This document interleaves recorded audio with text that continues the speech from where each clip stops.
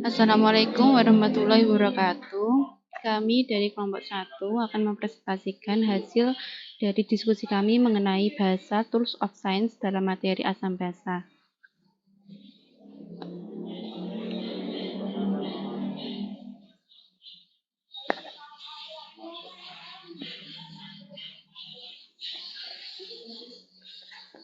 Anggota kelompok kami dari kelas PKB 2022 ada Aida Mustafida dari NIM 038, Diana Anggraini dari NIM 055, dan Badrotul Jamila dari NIM 091.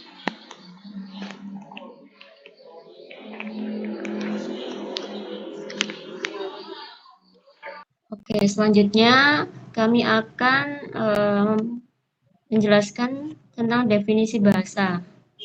Yang pertama, menurut Syamsuddin, bahasa adalah alat yang dipakai untuk membentuk pikiran dan perasaan, keinginan dan perbuatan, alat yang dipakai untuk mempengaruhi dan dipengaruhi, serta bahasa juga merupakan tanda yang jelas dari kepribadian yang baik maupun yang buruk, tanda yang jelas dari keluarga dan bangsa, tanda yang jelas dari budi dan kemanusiaan.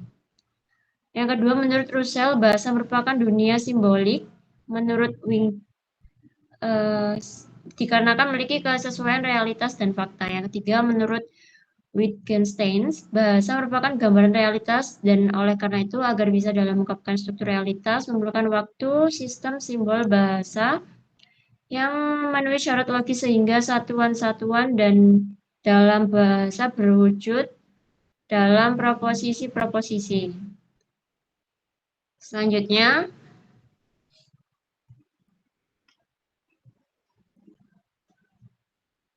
yakni manfaat bahasa. Yang pertama, menurut Carnap, bahasa memiliki dua fungsi, yakni sebagai fungsi ekspresif dan representatif. Ekspresif mengungkapkan perasaan atau keadaan jiwa, jika representatif menyampaikan informasi.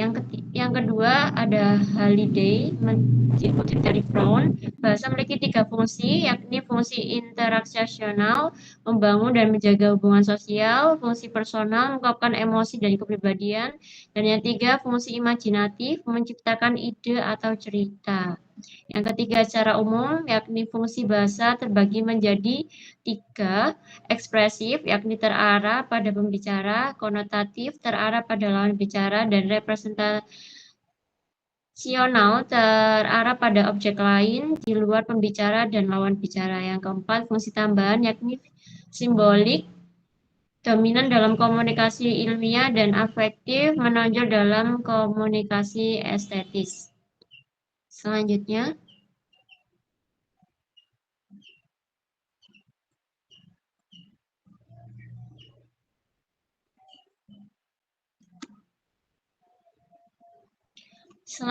ada kelebihan bahasa.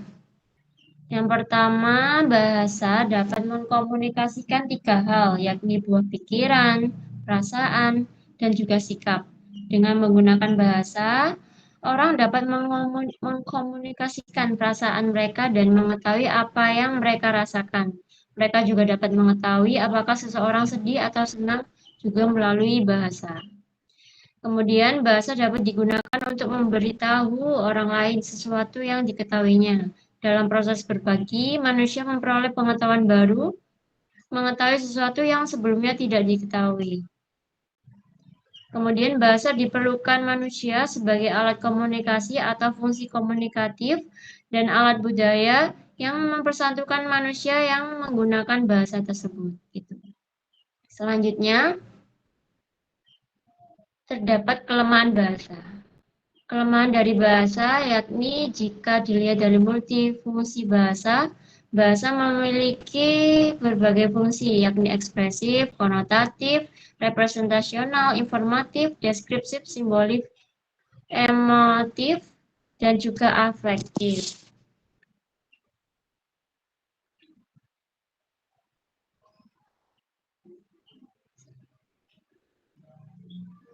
Kemudian fungsi ekspresif digunakan untuk mengungkapkan perasaan atau keadaan jiwa, sedangkan fungsi representatif mengacu pada penyampaian informasi. Kemudian Halliday mengutip Lebron menggunakan tiga fungsi utama bahasa,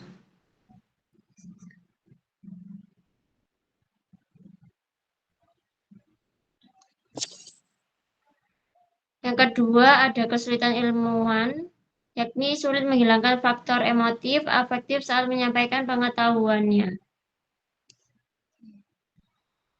Selanjutnya, ketidakjelasan makna kata. Beberapa kata dalam bahasa memiliki makna yang tidak eksak. Contohnya, kata cinta digunakan dalam berbagai konteks, yakni hubungan, keluarga, pasangan, dan juga masyarakat. Yang keempat, ada kesulitan membuat bahasa tepat. Banyaknya makna dalam satu kata menyulitkan pembuatan bahasa yang akurat dan juga menyeluruh. Oke, next.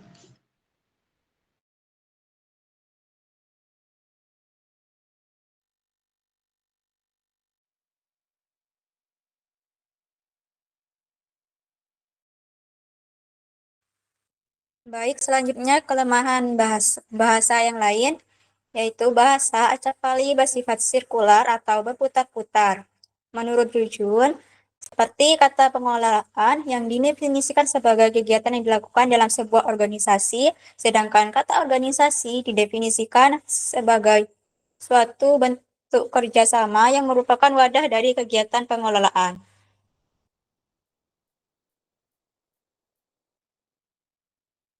Dengan demikian, jelaslah bagi kita bahwa bahasa menjadikan manusia sebagai makhluk yang lebih maju ketimbang makhluk-makhluk lainnya.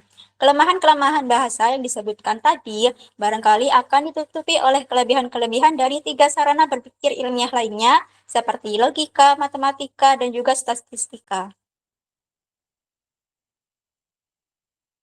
Selanjutnya, yaitu bahasa sebagai tools of science dalam konsep asam basa. Yang pertama, definisi asam basa, yaitu ada substansi asam, yang mana asam ini merupakan zat yang membebaskan ion hidrogen H+ ketika dilarutkan dalam air. Lalu yang kedua yaitu substansi basa. Basa adalah zat yang membebaskan ion hidroksida OH- ketika dilarutkan dalam air. Dan yang ketiga, ada reaksi asam basa, yang mana reaksi antara asam dan basa akan menghasilkan garam dan air. Berikutnya terdapat keunggulan konsep asam dan basa. Yang pertama, penjelasan terkait fenomena alami, yang mana konsep asam basa dapat membantu menjelaskan berbagai fenomena alami seperti rasa asam pada buah, sifat basa pada sabun, dan pH pada air sungai. Lalu, yang kedua ada aplikasi luas, yang mana pengetahuan tentang asam dan basa ini dapat diterapkan dalam bidang biokimia, analisis kimia, industri, dan juga kehidupan sehari-hari. Yang mana konsep asam basa menjadi bahasa universal yang memudahkan komunikasi dan pertukaran ide di antara ilmuwan.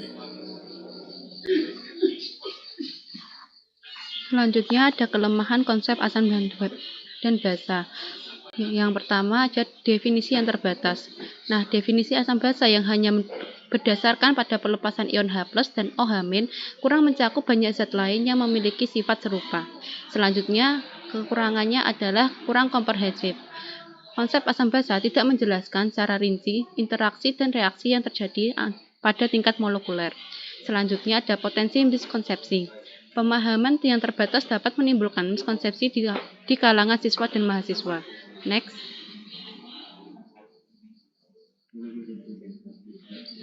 Nah, untuk solusi untuk memperkuat konsep asam dan basa, yang pertama yaitu perluasan definisi.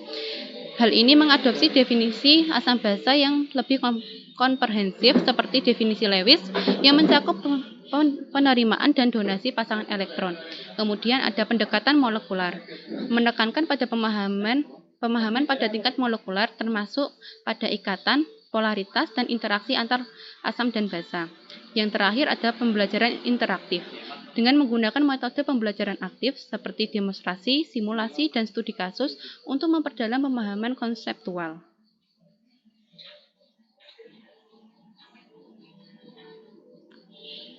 Kesimpulannya, yang pertama ada dari segi fundamental. Konsep asam basa merupakan fondasi penting dalam bidang kimia dan ilmu pengetahuan lainnya. Yang selanjutnya ada aplikatif. Pemahaman yang baik tentang asam basa memungkinkan penerapan di berbagai bidang, dari industri hingga kesehatan.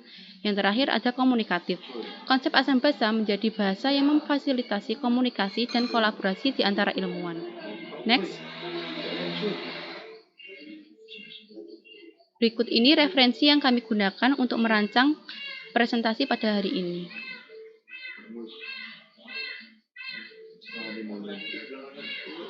Sekian dari presentasi dari kelompok kami.